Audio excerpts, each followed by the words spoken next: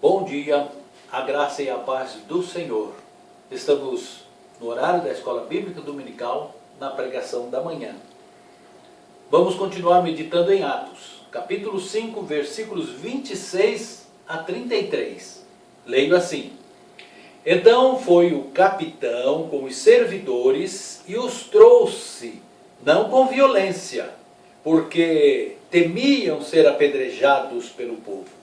E trazendo-os, os apresentaram ao conselho, e o sumo sacerdote os interrogou, dizendo: Não vos admoestamos nós expressamente que não ensinasseis esse nome? E eis que encheste Jerusalém dessa vossa doutrina, e quereis lançar sobre nós o sangue desse homem? Porém, respondendo Pedro e os apóstolos, disseram: Mais importa obedecer a Deus do que aos homens. O Deus de nossos pais ressuscitou a Jesus, ao qual vós matastes, suspendendo-o no madeiro.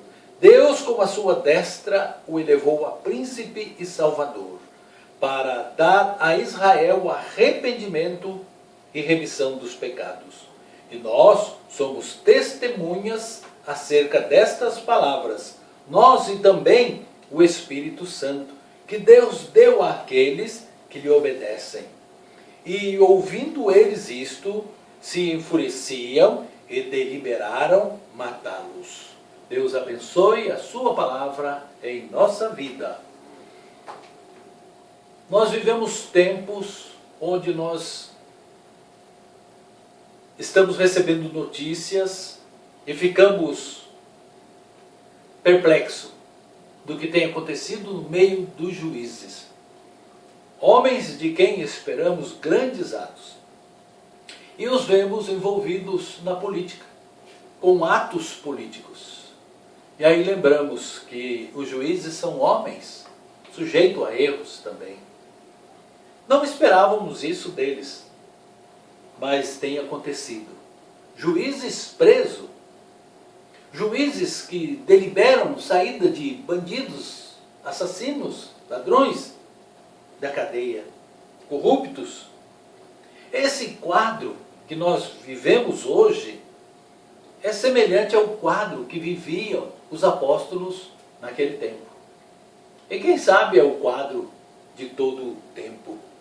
Deus mesmo, em todo o tempo, admoestava os juízes a serem justos nas suas causas.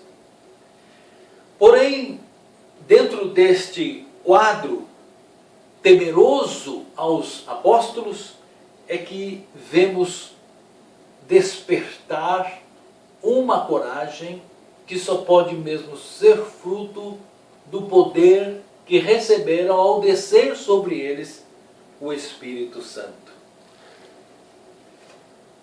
Então nós chegamos ao nosso primeiro ponto. Obedecer a Deus pode não parecer, às vezes, agradável, nem fácil, nem seguro, mas é sempre o certo a fazer. Satanás, ele não vai desistir de impedir, de tentar impedir o progresso do Evangelho. Ele usa de diversas maneiras. Nesse tempo mesmo, nós estamos enfrentando a dificuldade de ver o nosso templo fechado. Nós somos o templo de Deus. E o templo da igreja é aquela casa que está fechada. Mas mesmo impedidos de estarmos lá, estamos aqui, na Escola Bíblica Dominical, através da internet. Não paramos. Satanás continua tentando impedir o avanço do Evangelho e vai continuar. E Satanás ali está usando o sinédrio, está usando o sacerdote, o sumo sacerdote, está usando os anciãos, está usando os escribas, doutores na lei, e estão ali ameaçando aqueles homens. Nós já não admoestamos vocês expressamente? Já ameaçamos vocês? Com essas palavras diziam que não pregasse o Evangelho? Ou a doutrina nova que aparece, que nós hoje chamamos de Evangelho? E ainda, para piorar a situação, vocês nos têm acusado, vocês nos têm difamado, de que nós somos responsáveis pela morte de Jesus, como se eles não fossem, como se eles não quisessem a morte de Jesus, como se fossem inocentes. Mas estavam ali, os apóstolos, diante daqueles homens, com o poder que tinham, colocando sobre eles essa pressão para que tivessem medo e parassem de pregar o Evangelho. E vemos a coragem de Pedro. Pedro, pela terceira vez, vai dizer de maneira diferente que devem obedecer a Deus e não aos homens. E dessa vez ele diz de maneira diferente, que é importante pensarmos. Ele disse: mais importa obedecer a Deus do que os homens. Ou é mais importante obedecer a Deus do que os homens. Se os homens derem uma ordem, seja o presidente, seja o governador, seja qualquer poder que for, a polícia, o patrão, o marido, o pai, se der uma ordem, mas Deus deu outra ordem, prevalece a ordem de Deus. E é isso que eles disseram aqui. Primeiramente, devemos buscar o reino de Deus. E todas as demais coisas são secundárias, qualquer ordem que seja. Por mais difícil que pareça, devemos obedecer a Deus. Vai trazer um resultado de paz, de conforto, de alegria, de saúde para a nossa mente, para o nosso coração, para a nossa família, para a nossa igreja e na nossa eternidade diante de Deus. Em segundo lugar, a vitória do Evangelho se manifestou ali, na presença do inimigo. Verso 30 nós lemos: o Deus de nossos pais ressuscitou a Jesus, ao qual vós matastes, suspendendo-o no madeiro. Não tiveram medo, disseram: vós mataste. Não estamos dizendo só lá, no templo, no pórtico de Salomão. Nós estamos dizendo nas ruas de Jerusalém, estamos dizendo aqui, na presença de vocês: vós mataste. Mas aqueles que vós mataram, Deus, com a sua destra, com a sua mão forte, o elevou a príncipe e salvador, para dar a Israel arrependimento e remissão do pecado. E nós somos testemunhas acerca destas palavras.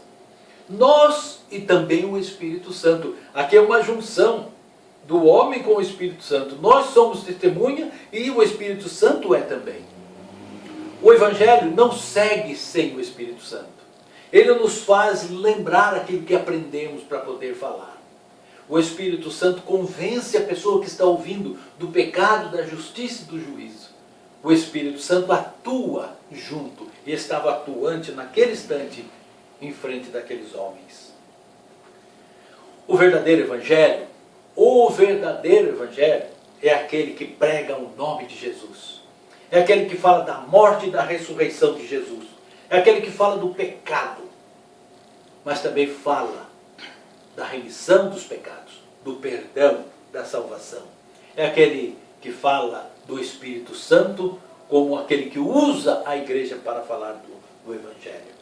O Espírito Santo é a pessoa atuante. Ele está agora atuando na vida daquele que está ouvindo. Nós precisamos estar pronto, sabendo que o Espírito Santo habita em nós. E nós devemos ter coragem de falar do Evangelho para quem quer que seja. Em qualquer situação, em qualquer lugar. Devemos ter coragem e ousadia para falar. Lembrando que o Espírito Santo também está atuando nesse mesmo momento através da nossa vida. Em terceiro e último lugar, o verso 33 nos diz: e ouvindo eles isto, se enfureciam e deliberaram matá-los. É o que sabiam fazer. Vamos matá-los. A melhor maneira de se livrar deles é matando. Muitos aceitam o Evangelho quando ouvem. Outros rejeitam. Quantas vezes você deve ter ouvido: ah, lá vem você de novo com a pregação do Evangelho. Você só sabe falar no Evangelho. Qualquer coisa na Bíblia está escrito. Tudo é Cristo, Cristo, Cristo. Essas reações. Mas é tão bom quando nós vemos reações positivas. Quando as pessoas dizem: eu creio, eu quero receber Jesus como meu Senhor e Salvador. Quando nós pregamos o Evangelho, mostrando que não há solução para o homem fora de Cristo. E então ele se rende a Jesus, recebendo a salvação. Quero concluir nesta manhã dizendo que vamos passar por lutas, dificuldades, lágrimas, aflições, mas que todas essas coisas não interrompam o Evangelho. Podemos estar doentes, desempregados e até mesmo com necessidades, mas isso não deve interromper o Evangelho.